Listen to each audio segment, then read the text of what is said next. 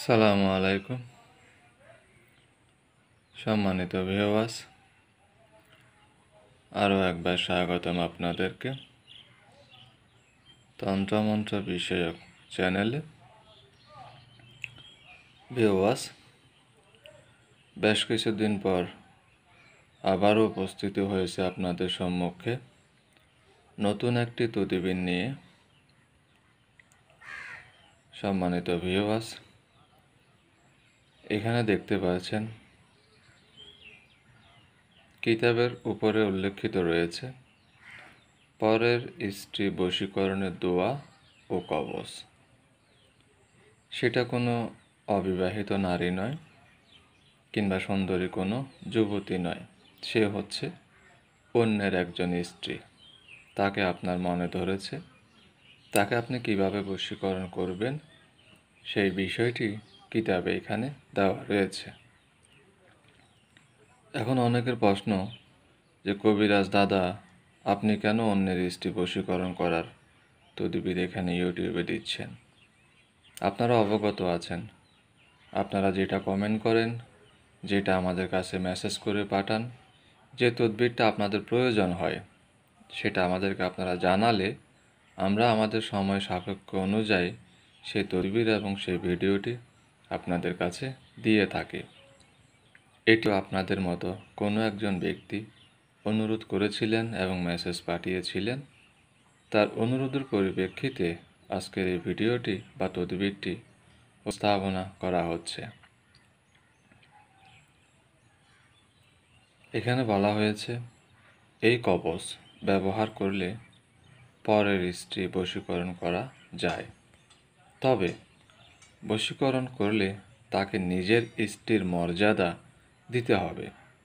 যদি কোনো কুমতলবে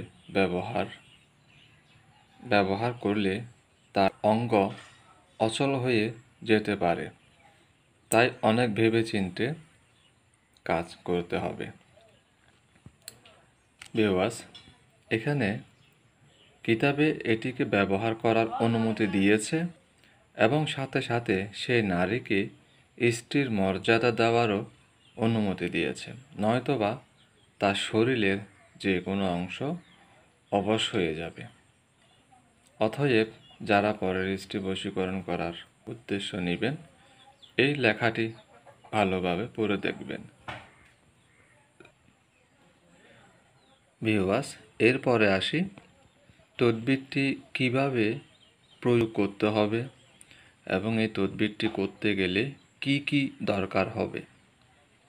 যদি এখানে লক্ষ্য করেন, বৃহস্পতিবার বিকেল বেলায় অশ্বত্থ গাছের 10টা পাতা এবং বাঁশ গাছের 10টা পাতা এক নিঃশ্বাসে গাছের ডাল থেকে তুলে নিবে। তারপর এই পাতাগুলোর উপর যার জন্যে বশীকরণ করা হবে এবং যাকে বশীকরণ করবে তাদের উভয়ের নাম এবং সাথে লিখতে হবে, তাদের উভয়ের নাম একসাথে লিখতে হবে।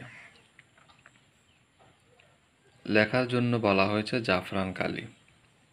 লেখা শেষ হলে সবগুলো পাতা একত্রে করে মুঠি বেঁধে রাখবে।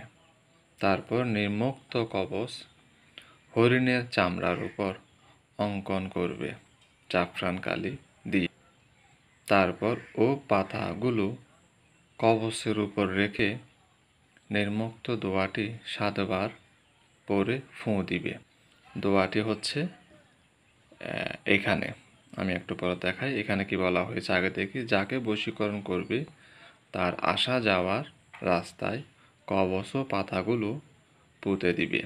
কাজ শেষ হলে পাগলের মতো দৌড়ে আসবে মনোনীত ব্যক্তির কাছে, অর্থাৎ যে নারীর জন্য কাজটি করা হয়েছে সেই নারী সেই পুরুষের কাছে পাগলের মতো ছুটে আসবে।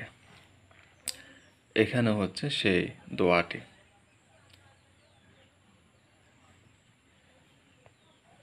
এখানে কি লেখা রয়েছে, বিদ্রোহ অমুক অমুকের জায়গায় মনোনীত ব্যক্তির নাম বলতে হবে, অর্থাৎ মন্ত্রের মধ্যে অমুক শব্দ থাকবে। আমি দেখি কোথায় আছে।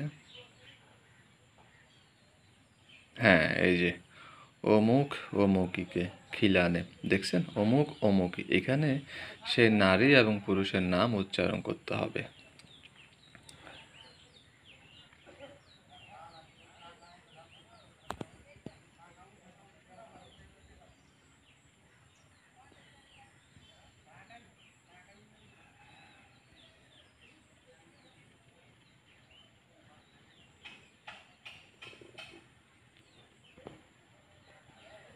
এখানে যে একটি নকশা আপনাদেরকে লিখতে বলেছে, এই যে হরিণের চামড়ার উপরে নকশা লিখতে হবে বলেছিল, এখানে দেখতে পাচ্ছেন হরিণের চামড়া, তারপর নিম্নোক্ত কবচ হরিণের চামড়ার উপর অঙ্কন করবে। আমি এখন সেই নকশাটি আপনাদেরকে দেখাবো। তার আগে একটু করে যদি দেখাই, কিতাবের পৃষ্ঠা নাম্বারটি কত? 25 নম্বর পৃষ্ঠা। দেখেছেন 25 নম্বর পৃষ্ঠা, এবং 25 নম্বর পৃষ্ঠাতে এইখানে থাকবে হচ্ছে আপনার ওই নকশাটি, যে নকশাটি হরিণের চামড়ায় লিখতে হবে। আমি যদি একটু দেখাই, এটি হচ্ছে সে 25 নম্বর কবচ, এটি হচ্ছে সে 25 নম্বর কবচ, এবং এটি হচ্ছে আপনার সে মূল্যবান নকশাটি, যে নকশাটি ব্যবহার করে পরের স্ত্রীকে নিজের বশীকরণ করা যায় এবং নিজের উদ্দেশ্য হাসিল করা যায়।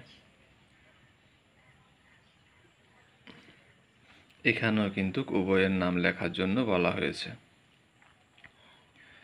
এই কিতাবে কিন্তু কোথাও তাদের পিতামাতার নাম লিখতে হবে সেটি বলা হয়নি, শুধুমাত্র তাদের নামগুলো ব্যবহার করতে বলা হয়েছে। সম্মানিত ভিউয়ার্স, আমি ভিডিওটি যথেষ্ট পরিমাণ ক্লিয়ার এবং ভালোভাবে দেখানোর চেষ্টা করেছি এবং আপনারাও সেটি দেখেছেন। এরপরেও যদি এটাতে কোনো অসুবিধা মনে হয়, ঝাপসা বা ক্লিয়ার আসে নাই, সেক্ষেত্রে আমার ইমো হোয়াটসঅ্যাপে যোগাযোগ করবেন। আমি প্রয়োজনে পার্সোনালভাবে আপনাকে এটা ছবি তুলে আপনাকে আমি দিয়ে দেব, সমস্যা নেই। আমি যদি আবার একটু দেখাই, এই যে 25 নম্বর সেই পৃষ্ঠাটি, এখানে যে প্রকরণটি বলেছে, এটা বুঝতে বা জানতে যদি অসুবিধা হয় আমার সাথে যোগাযোগ করবেন, কেননা আমি যদিও পুরো কিতাবটি আপনাকে দেখাইছি এবং আমার মুখেও উচ্চারণ করে কিছু কিছু বিষয় আপনাদেরকে বুঝিয়ে দিয়েছি। তবে হ্যাঁ ভিউয়ার্স, আরেকটি কথা, এখানে যে নকশাটি আমি আপনাদেরকে দিলাম, এই নকশাটি কিন্তু এখানে হরিণের চামড়া ব্যবহার করতে বলা হয়েছে। এই যে আমি যদি আবারও দেখাই, এখানে হরিণের চামড়া, তা আপনারা ভুলেও এটি কাগজের উপর লেখার চেষ্টা করবেন না, ভোজপাতার উপর লেখার চেষ্টা করবেন না। অর্থাৎ যেখানে এটিকে যেভাবে ব্যবহার করতে বলা হয়েছে, কিতাবে যে বর্ণনা দেওয়া হয়েছে, এর বাহিরে যদি আপনারা কাজটি করেন, কোনো রেজাল্ট আসবে না। আমি বলে দিচ্ছি, কোনো রেজাল্টই আসবে না যদি কিতাবের বাহিরে কাজ করেন। কেননা এটা আমি এমন একটা কিতাব থেকে আপনাদেরকে যে জিনিসগুলা দিই, যে কিতাবে আমি বারবার বলে থাকি, কেউ যদি কাউকে বন্দুকের সাহায্যে আঘাত করে, সে বুলেট মিস হতে পারে, কিন্তু আমার এই কিতাবের কাজ কখনোই মিস যাবে না। অতএব আপনারা কাজ করার সময় আমি যে নিয়মটা বলছি বা আমার কিতাবে যে নিয়মটা বলছে, এর বাহিরে যদি কাজ করেন তাহলে কাজ হবে না, এবং কাজ না হলে আপনারা আমাকে দোষারোপ করতে পারবেন না। যদি আপনি আমার দেওয়া বা কিতাবের দেওয়া ফর্মুলাটা অনুসরণ করেন, তাহলে আপনার রেজাল্ট 1000 একদম নিশ্চিত থাকবেন আপনি। তো ভিউয়ার্স, এই ছিল আমার আজকের আলোচনার বিষয়। সবাই ভালো থাকবেন, সুস্থ থাকবেন। খুদা হাফেজ।